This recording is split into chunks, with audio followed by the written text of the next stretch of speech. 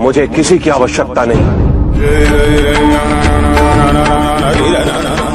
तीनों काल मुझ में समाये, भूत, वर्तमान, भविष्य, तीनों कालों के प्रवाह आते जाते रहे, किंतु मैं महाकाल हूं। इन प्रभावों के प्रभाव मुझे अस्थिर नहीं कर सकते। गंगा मेरी जटाओं से पृथ्वी पर बहती अवश्य है, किंतु अंत में समुद्र में आके मिलना ही उसकी नियति है। उसी प्रकार संतान को भी अपने माता पिता से दूर जाके अपने लक्ष्य को प्राप्त करना होता है। के बिना जो भी प्राप्त होता है वो शुभ नहीं होता, वो सत्य नहीं होता। किसी भी व्यक्ति की उन्नति उसकी सहजता से प्रत्यक्ष होती है, ना कि उसके अहंकार से। अहंकार हमें स्वयं की दृष्टि में बड़ा अवश्य बना देता, किंतु दूसरे की दृष्टि में हमारा ओछापन प्रतीत होता है। हमारे व्यक्तित्व के दोष, उसकी अपरिपक्वता का प्रतीक है यह अहंकार। शक्तिशाली हो जाने का अर्थ ये नहीं कि तुम अपने उत्तरदायित्व से मुक्त हो गए हो।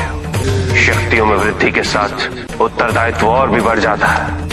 यदि हम अपनी अपेक्षाओं पर नियंत्रण पालें, किसी और के सुख से अपने सुख की तुलना ना करें, तो हम किसी भी परिस्थिति में सुखी रह सकते हैं।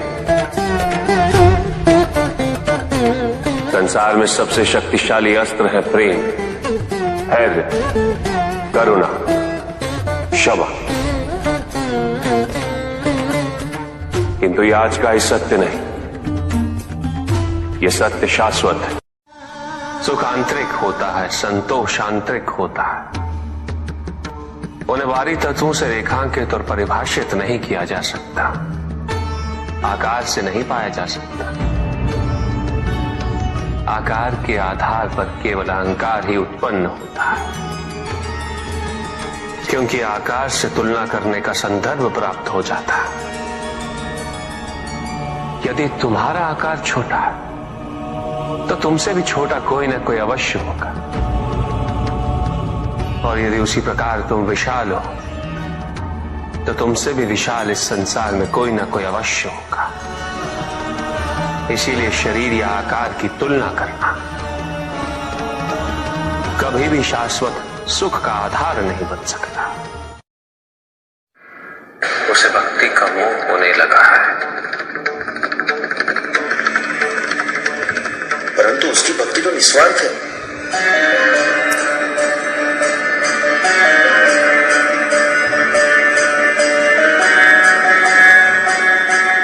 अवश्य गणेश, पुष्पदंत ने भक्ति के माध्यम से आज तक अपने लिए कोई कामना नहीं की। किसी भी प्रकार का लोभ नहीं है उसे, महत्वाकांक्षी भी नहीं है वो।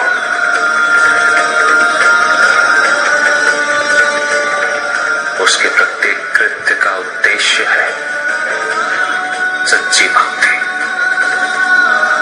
किंतु भक्ति में मोह होने से चिंता किस बात की? भक्ति का मोह भक्त का शत्रु होता है गणेश। इस मोहंध में भक्त ये सोचने लगता है कि वो जो कुछ भी कर रहा है वो उचित है, अनुचित कुछ भी नहीं। मोह वो तर्क विरोधी वृत्ति है गणेश, जो किसी शुचिता और पवित्रता का ध्यान नहीं रखती। वो उद्देश्य को भूल जाती है, और इस प्रकार वो प्रायः दोष का स्वरूप ले लेती है।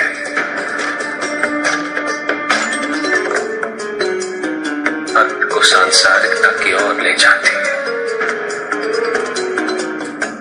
और सांसारिकता का आधिक्य बड़े से बड़े भक्त को तारकासुर, रावण और कुबेर में परिवर्तित कर देता है।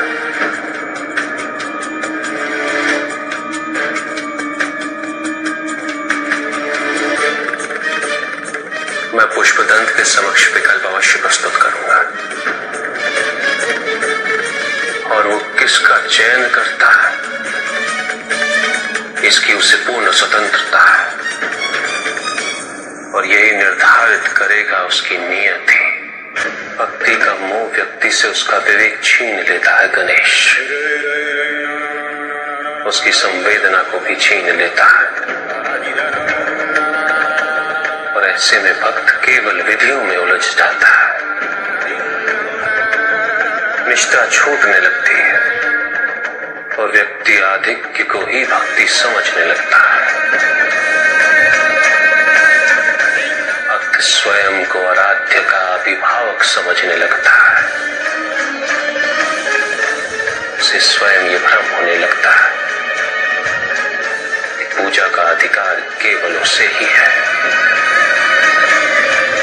और यही पुष्पदंत ने भी किया है। ये भक्ति नहीं है पुष्पदंत, ये भक्ति का मोह है, और जहां मोह होता है वहां भक्ति वास नहीं कर सकती, क्योंकि भक्ति का मार्ग तो मुक्ति का मार्ग है, और मोह का मार्ग बंधन। आप मेरी भक्ति को नहीं समझ पाएंगे। भक्ति की महिमा अधिकार में नहीं, समर्पण में होती है। जब तुमने स्वयं राजा के समक्ष पुष्प अर्पित किया था, उसमें तो केवल तुम्हारा समर्पण भाव था। तुम्हारे मन में ये संपूर्ण विश्वास था कि तुम्हारे आराध्य तुम्हारी रक्षा अवश्य करेंगे, और उन्होंने रक्षा अवश्य की, क्योंकि एक भक्त के सम्मान का प्रश्न था, उसकी भक्ति का प्रश्न था। किंतु आज पुष्प अर्पित करते समय तुम्हारा भाव समर्पण का नहीं, नियंत्रण का है। तुम तो स्वयं महादेव से अपना सामीप्य सीधा सिद्ध करना चाहते हो। भक्त और भगवान के संबंध को बाहरी प्रमाण से परिभाषित करना चाहते हो। विचार करो पुष्पदंत, क्या स्वयं महादेव को यह स्वीकार हो सकता है? और ये शिवलिंग स्वयं अपने साथ यहां लाने से तुमने महादेव के अनेक भक्तों को दुखी किया है। यदि स्वयं महादेव का एक भक्त अन्य भक्तों के दुख का कारण बने, तो क्या महादेव स्वयं उससे प्रसन्न हो सकते हैं?